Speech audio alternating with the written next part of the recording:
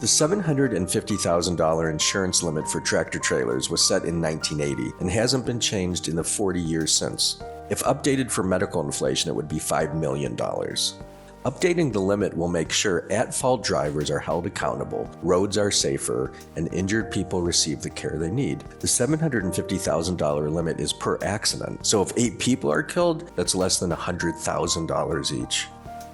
Mike was 25 years old and enjoying life when a tractor trailer crossed the median into oncoming traffic and flipped over.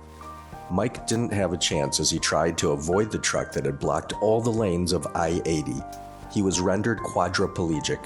He now needs to be moved, fed, and cared for 24/7. The at-fault truck company only had $750,000 insurance. Mike doesn't have the money to get the care he needs, with Medicaid only paying for limited home health care.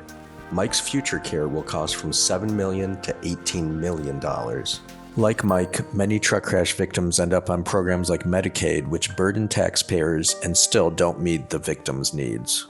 The cost to care for an injured 20-year-old who needs part or full-time medical care is from $2 million to over $20 million. This doesn't include medical expenses or account for inflation. Raising the limit helps truck drivers too. Most are independent contractors with no workers' comp, leaving them without care if they are involved in an accident. Increased limits will help them and their families if they're killed. In 1980, $750,000 covered the average family's wages for 60 years. Now it covers less than 15.